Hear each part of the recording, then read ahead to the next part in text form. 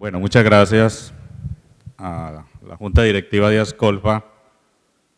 a Beatriz, que ha sido el alma de Ascolfa durante muchos años, y a todos ustedes por contribuir al desarrollo de Ascolfa y estar aquí presentes para escuchar mi conferencia. Me gusta que hayan seleccionado como un foco de este evento los temas de desarrollo regional sostenible. Y quisiera aprovechar este espacio para hacer algunas reflexiones, algunas de carácter teórico y otras al final en un tono mucho más práctico sobre lo que implica el desarrollo territorial y el tema de lo regional. La costa Caribe en Colombia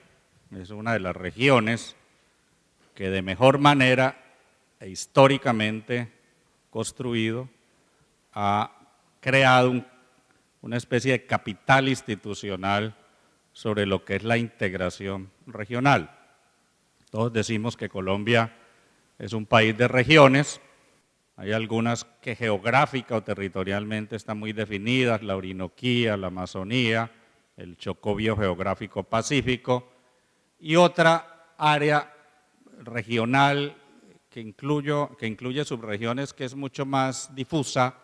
y con menores niveles de identidad, que es el mundo andino. Medellín, Bogotá, Cali han sido los tres grandes ejes en los últimos 100 años de este mundo andino,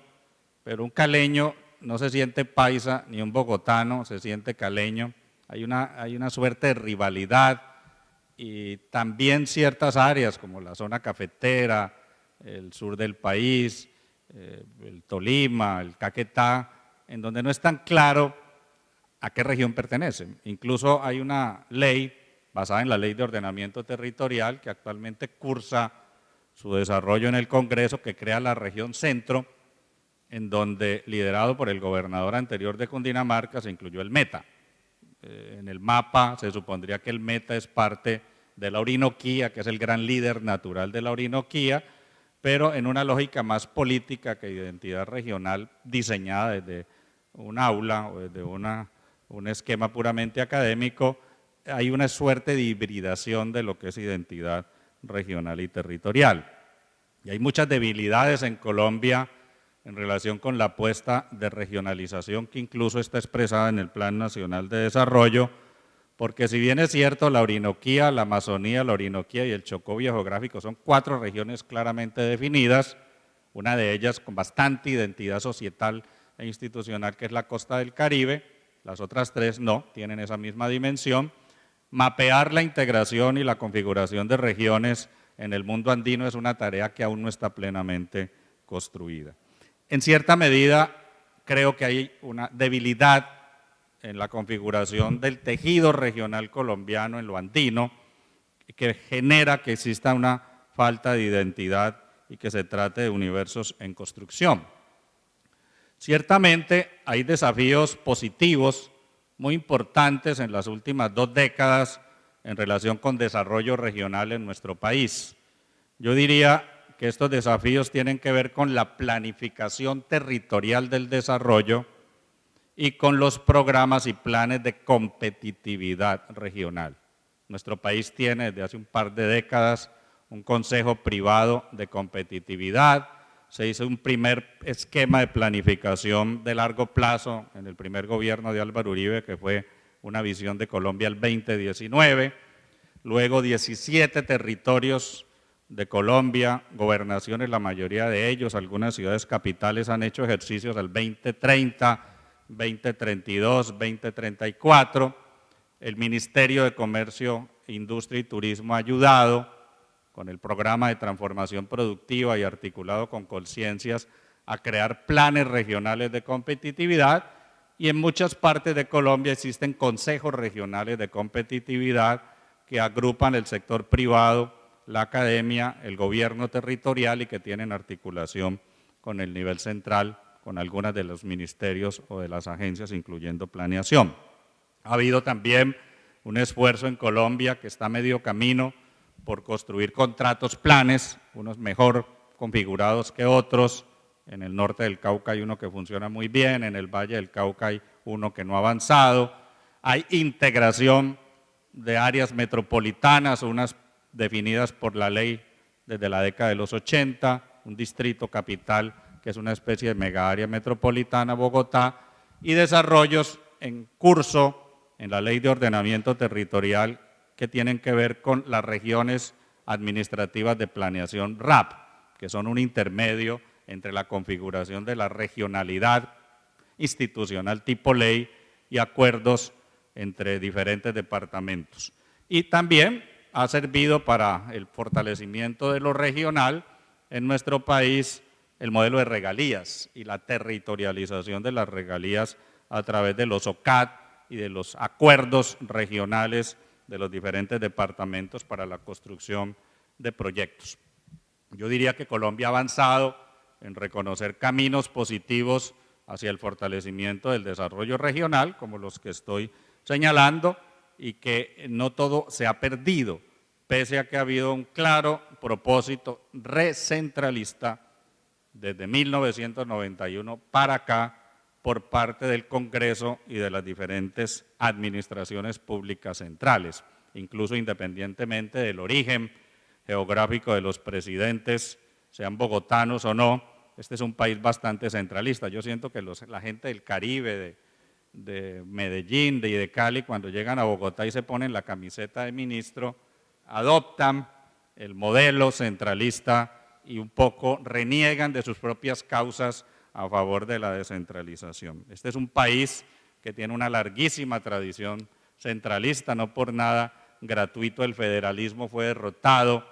en guerra civil en el siglo XIX y en cierta manera seguimos herederos de lo que Rafael Núñez con la regeneración y lo que Rafael Reyes con la restauración centralista a principios del siglo XX configuraron como modelo de país. Entonces, hablar de desarrollo regional no es un tema de poca monta,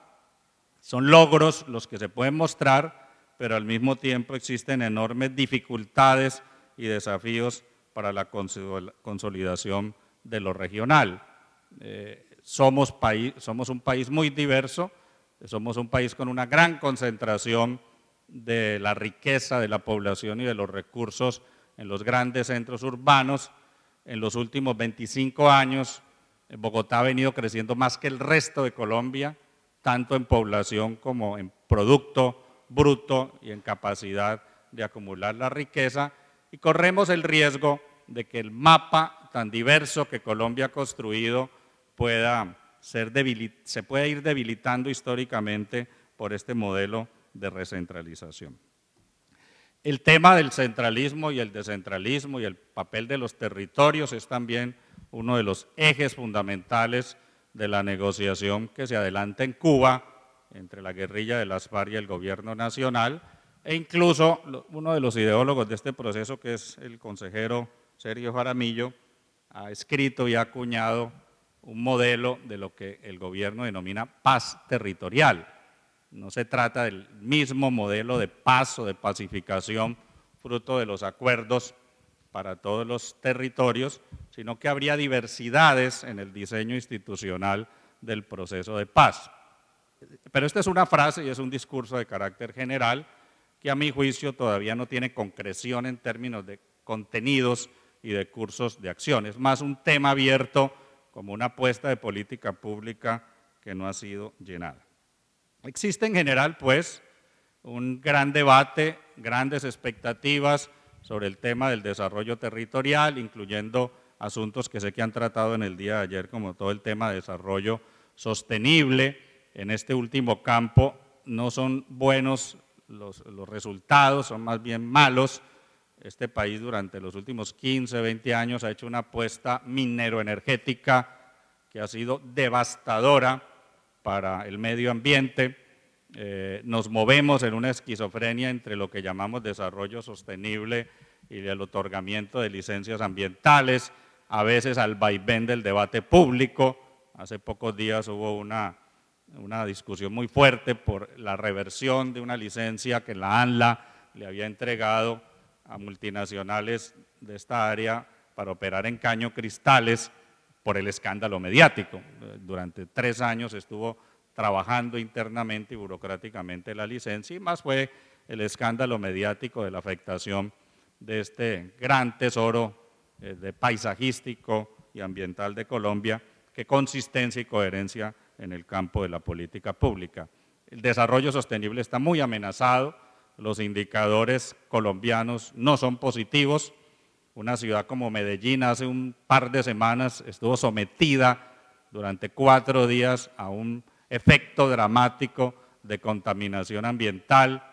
acercando a Medellín a el mapa ominoso de ciudades como Santiago de Chile o Ciudad de México, en donde uno cuando las visita, en vez de anunciarle a uno el clima, en la televisión le anuncian la contaminación por zonas, o ciudades de otras partes del mundo donde a la gente le prohíben salir a correr o a hacer jogging porque simplemente sales a envenenarse. No son buenos los logros en temas ambientales y creo que ahí hay un desafío muy importante en la función de capacidades que tengan los territorios para gobernar y controlar políticas públicas de desarrollo sostenible. ¿Por qué ha ocurrido esto? ¿Por qué los territorios tienen tantas dificultades, los gobiernos locales, las gobernaciones, para tener agendas propias en política pública de desarrollo territorial y sostenible? Esa es la gran pregunta que va a guiar mi exposición y paso a contestarla con un segundo tema. Porque el capitalismo, en su etapa industrial y en la nueva etapa postindustrial, es sobre todo un sistema económico y político que se ha basado en decomisar y debilitar el poder de las regiones y de los territorios. Del feudalismo y de la fragmentación medieval que caracterizó a Europa en los siglos XII, XIII, XIV, XV, XVI, se pasó a la configuración de estados-naciones y de estados territoriales. Lo mismo hicimos en América Latina en otro contexto en los siglos XIX y XX, se hizo en los Estados Unidos y en muchas otras partes del mundo, en un esquema en que el Estado central le fue quitando progresiva y sistemáticamente competencias y soberanías a los poderes territoriales. No voy a hacer una larga disquisición de este tema porque ustedes la conocen, simplemente la enuncio. De milicias locales se pasó a ejércitos nacionales, de una tributación repartida en los territorios se pasó a la concentración monopólica de las finanzas públicas en los gobiernos centrales, de un esquema en el cual los gobiernos locales y los territorios podían producir normas y leyes, se pasó a una concentración de la productividad de las políticas públicas en los estados centrales, incluso en países federales. En América Latina, federal es Brasil, federal es México, federal es la Argentina, federal incluso es Venezuela, y estos tipos distintos de federalismo latinoamericano no han sido contenedores del papel del predominante del poder central y del presidencialismo, del rol de los congresos, de los tribunales de justicia, de las cortes constitucionales o supremas de justicia, según sea el caso. En suma, el federalismo latinoamericano, no quiero hablar desde otros continentes, es un federalismo que disfraza un presidencialismo acotado. Conozco bien el caso del Brasil, país que visito con frecuencia,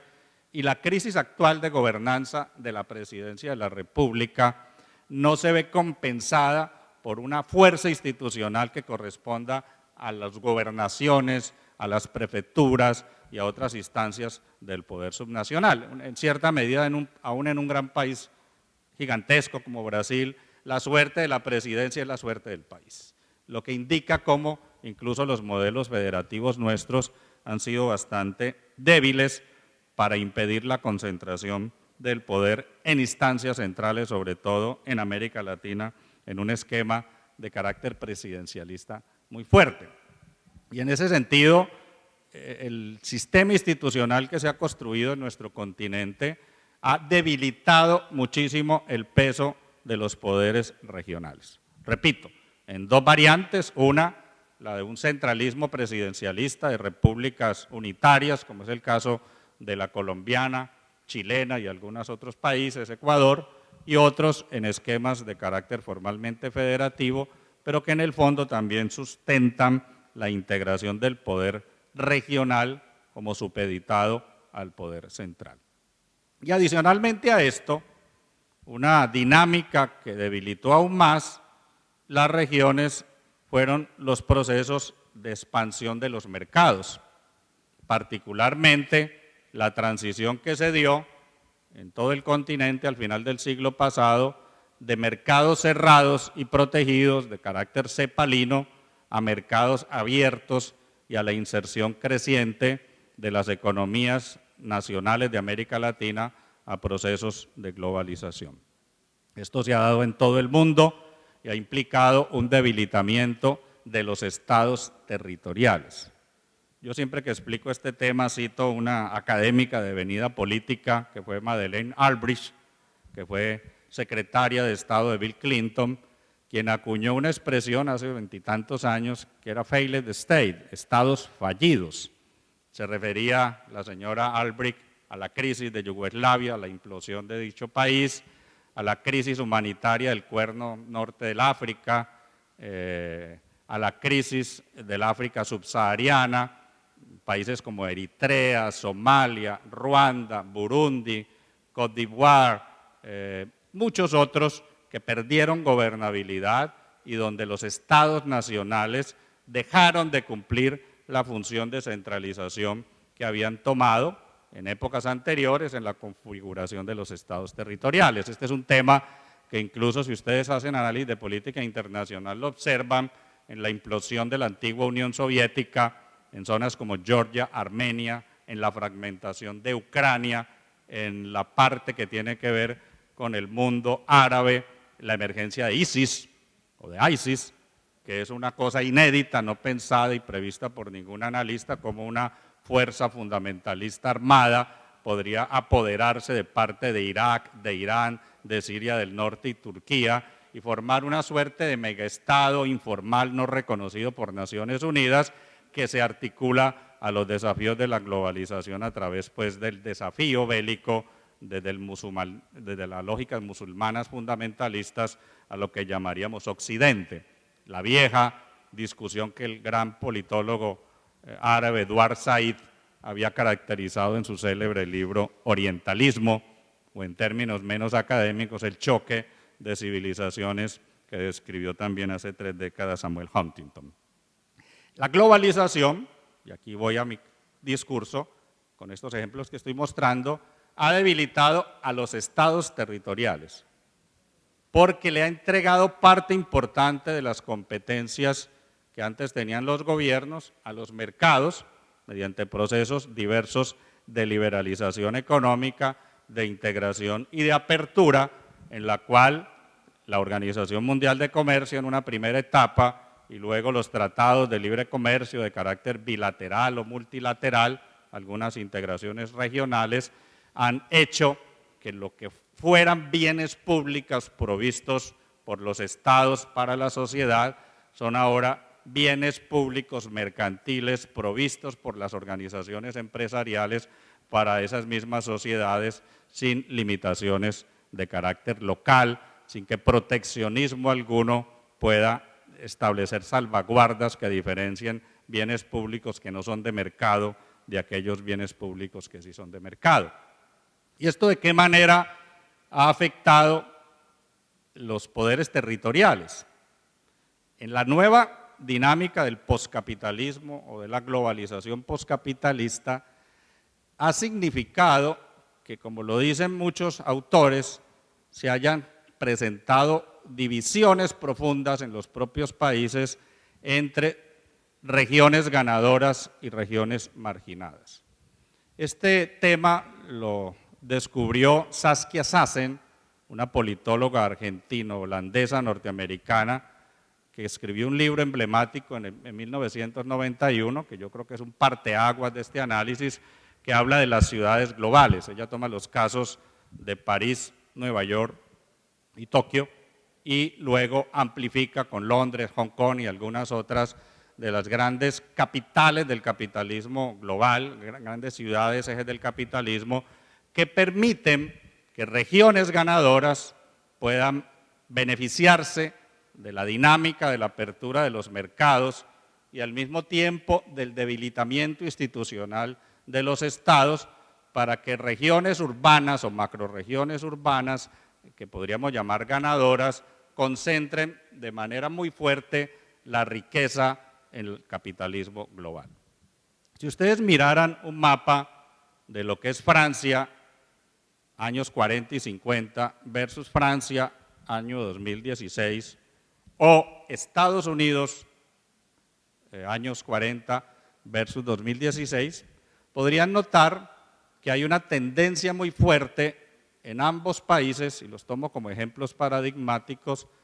a la concentración de la población en grandes nodos urbanos. En el caso de los Estados Unidos, el esquema ha sido un vaciamiento del interior hacia las costas. El grueso de la población norteamericana vive en ciudades puerto, en ciudades corteras, incluyendo puertos fluviales como Chicago o Detroit, y se ha vaciado el centro oeste,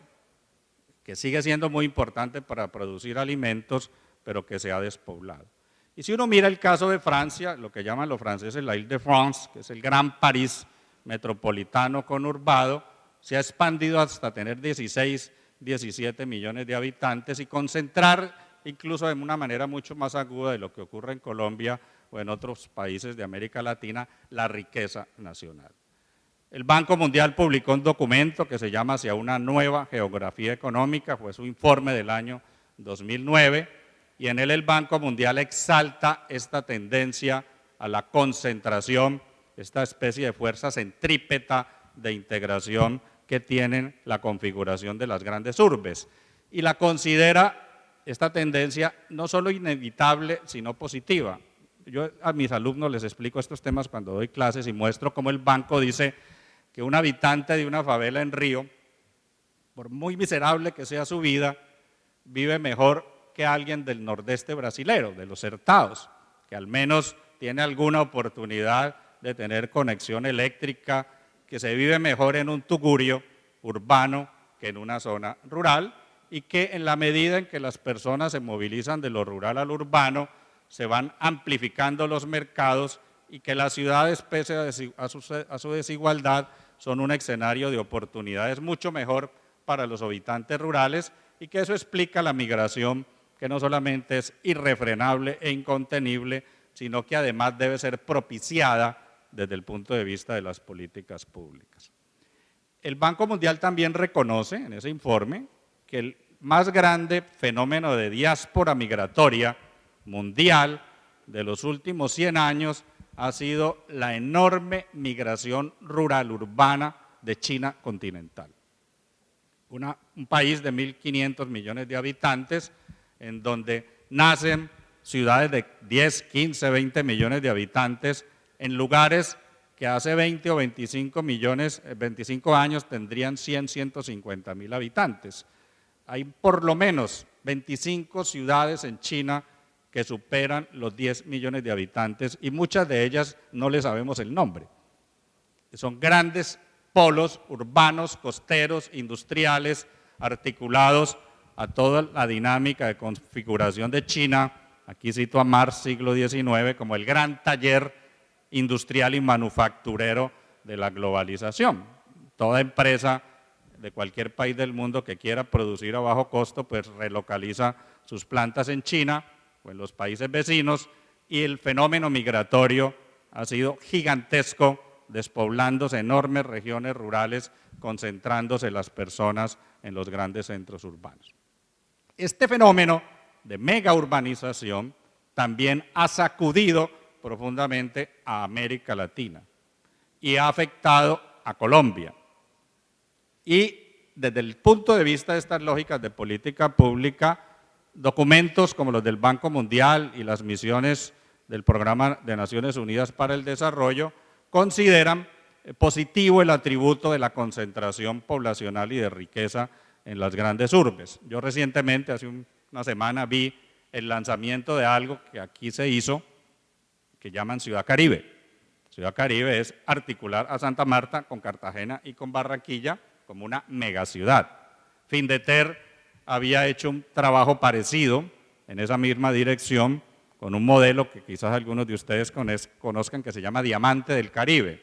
que es una articulación virtuosa, según Findeter y los consultores que lo apoyaron, entre estas tres grandes urbes de la costa, más Valledupar, Montería, Sincelejo, Barranca Bermeja, Bucaramanga, Riohacha. De tal manera que todas las capitales de la costa Caribe, más los dos áreas de Santander, se articulen como una suerte de megaregión configurada como un sistema de ciudades. El propio Findeter ha venido construyendo una dinámica muy fuerte en términos de lo que llaman ciudades sostenibles y ha hecho experiencias interesantes, algunas de ellas que se colocan como ejemplos muy positivos, como la reciente transformación urbanística de una ciudad intermedia como Montería, que vivía de la ganadería y ahora vive de los servicios. Entonces, con la globalización, lo que se ha presentado es una apuesta de política pública muy fuertemente concentrada en el urbanismo, en la articulación e integración de las ciudades y en el reconocimiento fáctico o teórico de que el mundo rural puede y debe ser abandonado por la mayoría de los pobladores. Y esto ha generado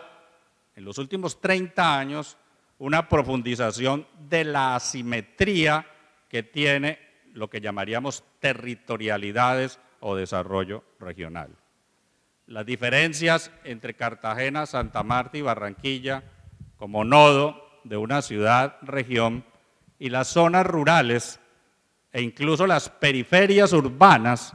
de las zonas rurales, no es sino que uno tome un carro por la circunvalar y descienda del norte de Barranquilla y va viendo la diferencia, hasta que llega a Soledad, Malambo y Aeropuerto, son dos ciudades. Si ustedes visitan Cartagena, la Cartagena Gentry, costera, la ciudad amurallada con sus valores inflados de propiedad, Boca Grande, Manga, nada tienen que ver con lo que uno observa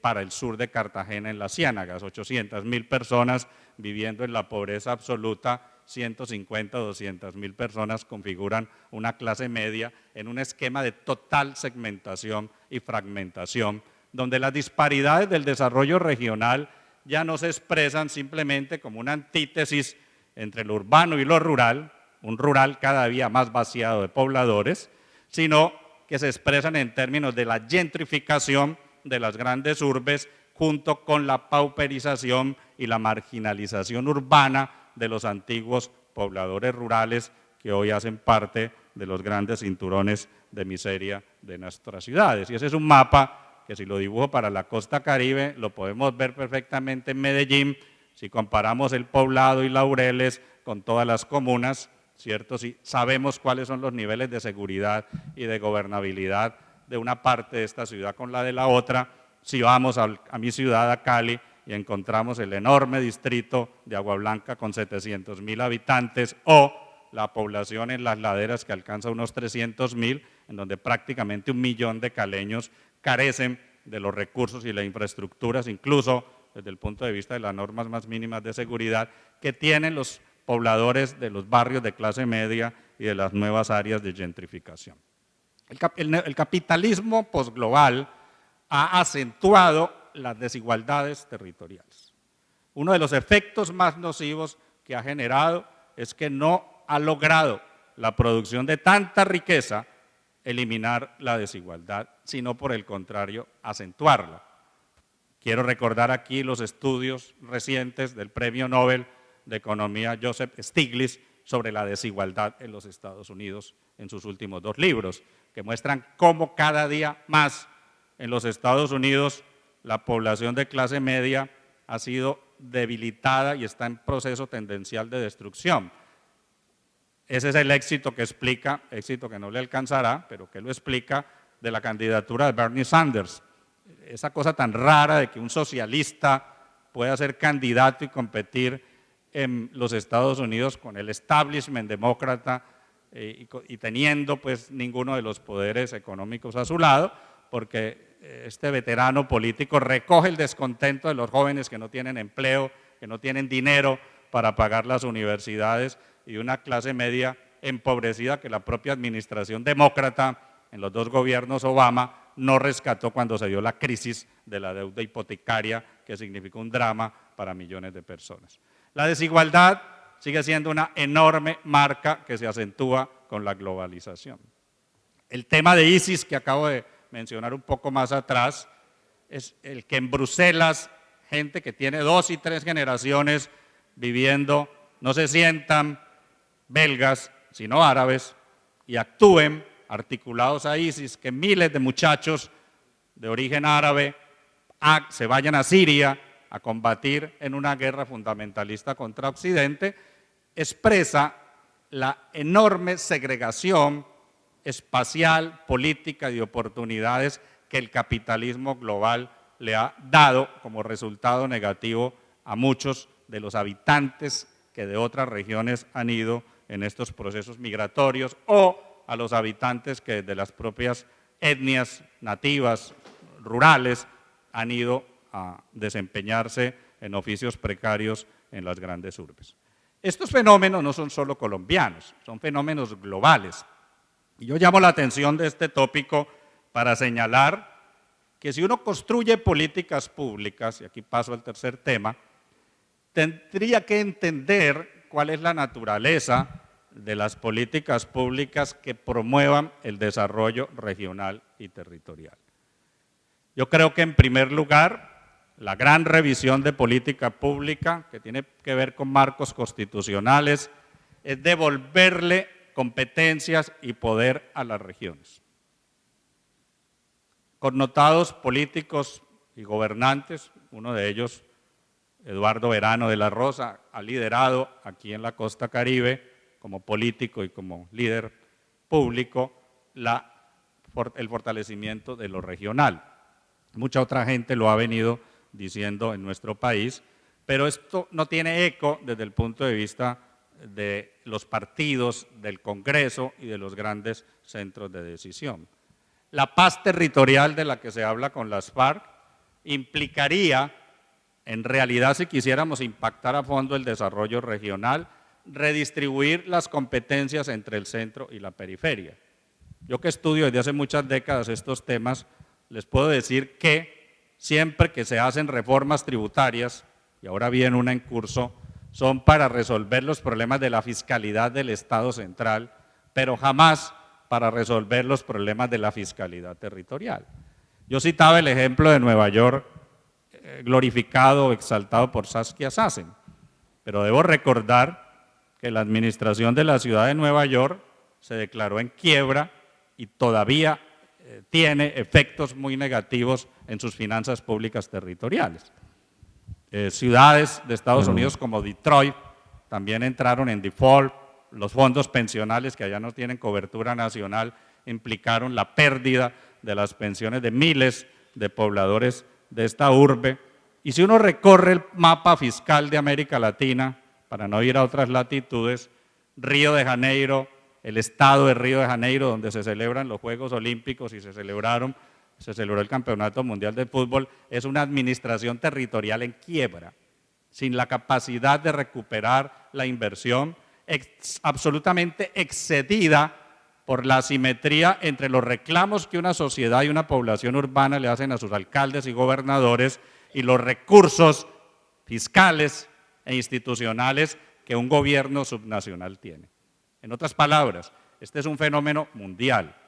No tienen capacidad institucional las alcaldías. No la tiene la alcaldía de Madrid, también en quiebra fiscal técnica. No la tiene la alcaldía de Roma, no la tiene la alcaldía de Nueva York, no la tienen las alcaldías de ninguna de las grandes urbes latinoamericanas, porque hay un diseño institucional en que la competencia fiscal y de recursos más importantes que la sociedad produce y tributa se los entrega al Estado central. El Estado le ha delegado por descentralización o por federalización competencias autónomas o propias o delegadas a los territorios. La gente le reclama a los alcaldes, no al nivel central, y los alcaldes y las gobernaciones, los gobiernos locales no tienen las capacidades. Yo creo que es muy importante que en el tema de la política pública se reconozca la necesidad de revertir recursos, de revertir competencias y capacidades de distinto orden a los niveles subnacionales. Yo soy un convencido de que la paz territorial de la que se habla en La Habana no tiene espacio sin una reforma constitucional que redibuje el mapa de competencias fiscales, políticas e institucionales entre el centro y la periferia. No se trata de una reforma pactada con las FARC, que no tienen la legitimidad para hacer ese pacto,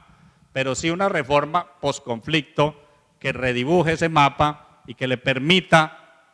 a regiones como la costa caribe aprovechar las oportunidades que la Constitución del 91 otorgó para crear regiones como un ente intermedio con la misma fuerza constitucional de las gobernaciones y las alcaldías. Que Colombia sea capaz de aprovechar la figura de provincia que está en la Constitución del 91, pero que nunca se ha utilizado para que más allá de las asociaciones de municipios o de las regiones de administración y planificación se puedan construir gobiernos subnacionales mucho más fuertes. Una escala adicional por encima de los 1.100 municipios que implique integración subregional es absolutamente necesaria para aprovechar positivamente el posconflicto y para darle mucha más fuerza a la gobernanza territorial. Una escala de nivel supradepartamental,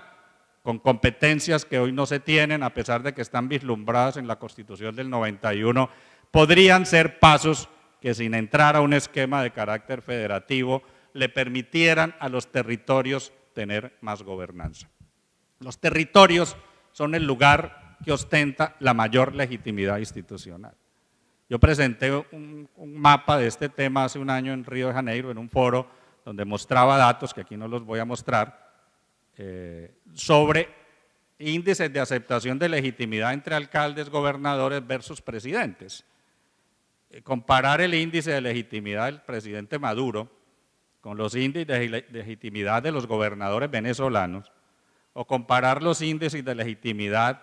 de Macri o antes de Cristina Fernández de Kirchner con los gobernadores y los alcaldes de las ciudades y regiones argentinas, o el de Dilma Rousseff con los gobernadores y prefectos en Brasil, o el de Santos en el 14% con los alcaldes y gobernadores, nos da una evidencia empírica, y es la de que tienen mucha más legitimidad los gobiernos locales y regionales que los gobiernos presidenciales en América Latina. La legitimidad de la política pasa por los territorios, la gente reconoce en sus alcaldes, en sus gobernantes, en las instancias concertadas de construcción de política, que significa aliar la academia, aliar los gobiernos territoriales, el sector privado, en lo que mencionaba al principio sobre consejos regionales de competitividad, como pasos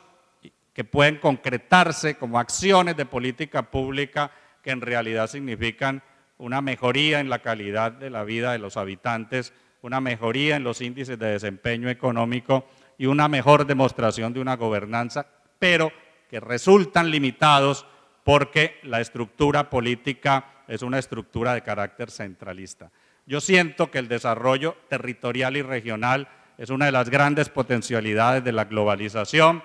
que las regiones ganadoras deben compensarle a las regiones perdedoras, pero este es un tema que se escapa de mi presentación. Pero básicamente el mensaje que quiero transmitirles es que si uno no hace un rediseño institucional profundo de las competencias entre el centro y las regiones, no podrá avanzar sistemáticamente en los esfuerzos que desde las regiones queremos hacer para darle sentido al desarrollo sostenible, para darle mayor legitimidad a los procesos de construcción de la política pública. Muchas gracias.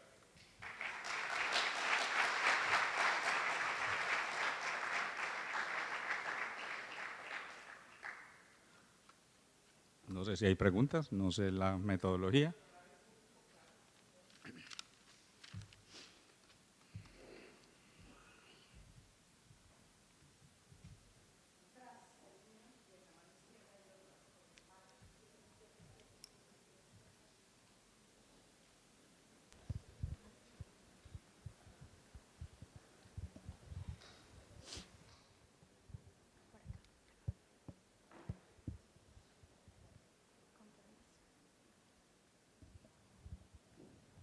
Muy buenos días, doctor Varela. Jesús Martínez, de la Universidad de Nariño.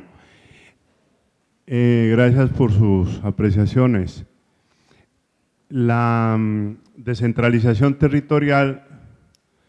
la entiendo en doble vía.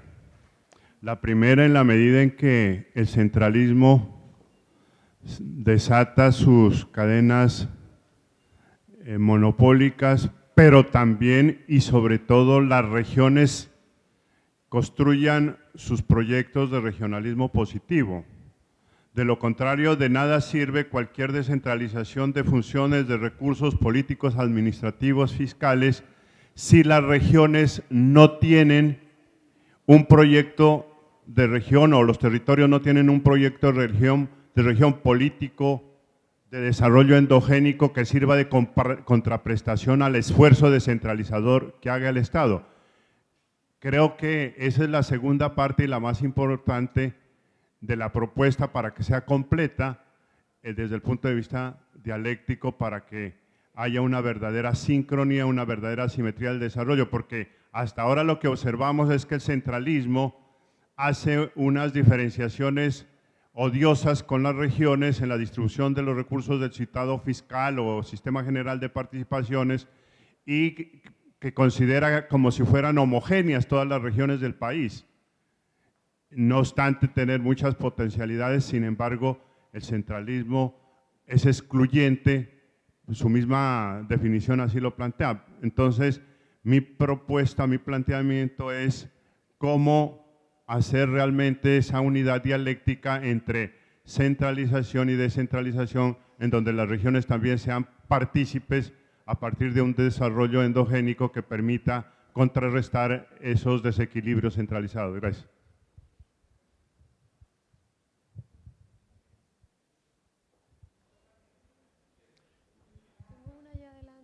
Bueno, ¿aló? Doctor Varela, muchas gracias por su docta exposición. Al final de la exposición plantea una hipótesis importante para el desarrollo regional y es lograr la consolidación del mandato constitucional de las figuras territoriales a nivel de subregión o región. ¿Cómo superar la división político-administrativa del país cuando el cacicazgo regional ha sido uno de los obstáculos principales para desarrollar precisamente esta figura constitucional? No ha tenido viabilidad política esta figura constitucional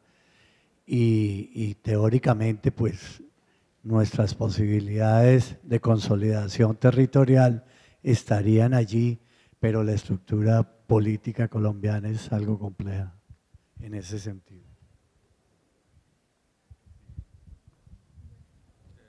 Muchas gracias por las preguntas. Profe. ¿Hay otra? Sí, aquí. Ok. Profe Edgar, muchas gracias. Daimer Higuita. Profesor, desde su ángulo, ¿qué nos convendría más como nación? Tratar de profundizar, si se puede decir profundizar la descentralización, o retomar la idea de un país de regiones, también plasmada en la Constitución del 91,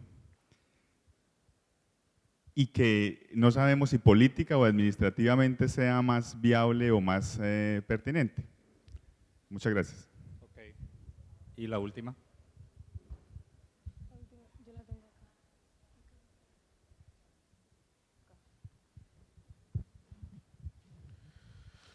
Sí, muy buenos días, doctor Varela, felicitándolo por su exposición.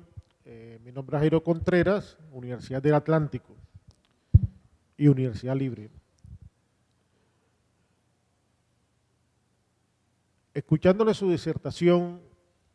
es decir, nosotros desde la costa Caribe hemos tenido experiencias sin duda que usted allí insinuó, que fueron los CORPES. La Ley 76 del año 1985 estructuró de manera muy concreta la forma como Colombia se concebía desde una perspectiva regional. No obstante, considero que existen muchos perjuicios en distintos sectores sociales, económicos y políticos acerca de lo que ha sido la historia en el país de las guerras federales y el centralismo mismo. Y yo pienso que desde la academia jugamos un papel importante para superar esas dicotomías similares en el contexto mundial a cuando se habla de la Guerra Fría, ¿verdad? Entonces, si queremos avanzar, tenemos que pensar en un país moderno, un país que sin duda, así como en investigación se generen las redes, también en el contexto territorial, los distintos entes territoriales tienen que aprender a trabajar en equipo. Por eso estamos de acuerdo en la necesidad de que el país se estructure bajo los principios rectores de un Estado regional, que justamente le dé un apalancamiento jurídico constitucional a muchas de las ideas que usted brillantemente ha expuesto en la mañana de hoy.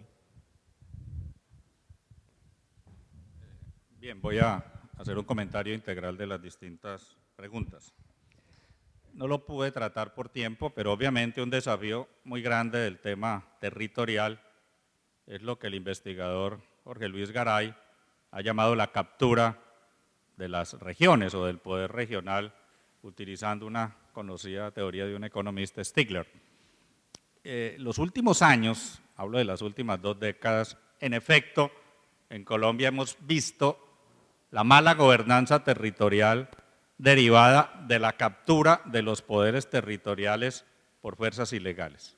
Es toda la larga saga del paramilitarismo en la costa caribe, nombres ominosos como los de Salvatore Mancuso, los hermanos Castaño, Jorge 40 y tantos otros, que terminaron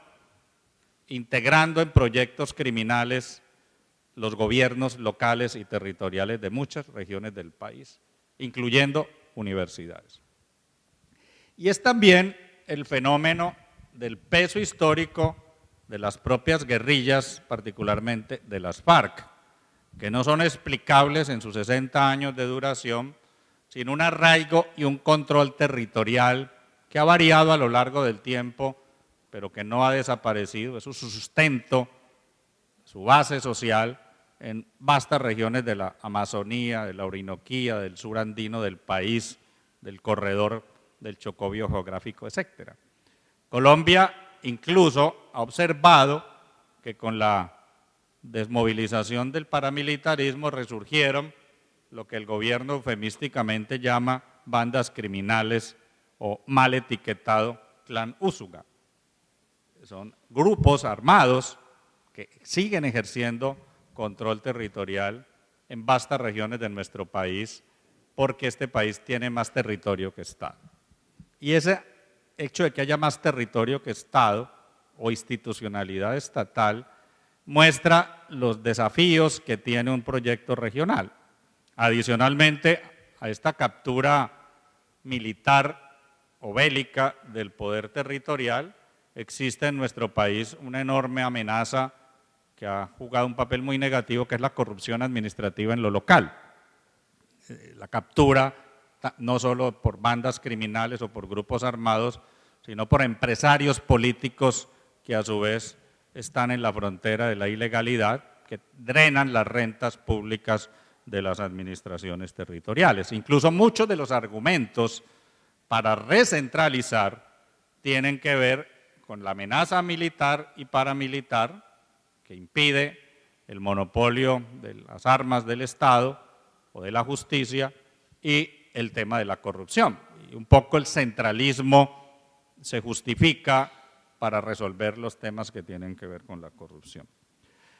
Se requiere no solo darle nuevas competencias a los territorios, yo soy partidario más que de la centralización, de una autonomía y un empoderamiento de las regiones, y por eso hablo de una propuesta constitucional o constituyente. Creo que mantener el esquema del centralismo mantiene todos los problemas de asimetría y de desigualdad. Ejemplifiqué en mi conferencia que incluso países federales no logran resolver estos temas de asimetría y por lo tanto se requiere ir en la dirección de una autonomía territorial que Colombia debe construir muy diferente a la del siglo XIX, que se mencionó en una de las preguntas, en donde las regiones se enfrentaban armadas unas contra otras. Creo que ese es un esquema que ya no tiene espacio en la vida política contemporánea, pero un poco el mensaje para contestar las preguntas que quiero transmitirles es que sin una reforma política que genere una mejor democracia, la autonomía regional no tiene viabilidad. No basta solo rediseñar la constitucionalidad, sino que este país tiene que reformar sus costumbres políticas, tiene que erradicar las patologías que hacen que de los poderes locales grupos de interés se apropien de los estados territoriales, del propio Estado central. Necesitamos un sistema de partidos políticos, democracia transparente. Este es un país que hace 20 años pudo haber tenido voto electrónico y no lo ha tenido por razones políticas y no por razones en modo alguno técnicas. En suma, la reforma política es una condición indispensable de la autonomía territorial. Muchas gracias.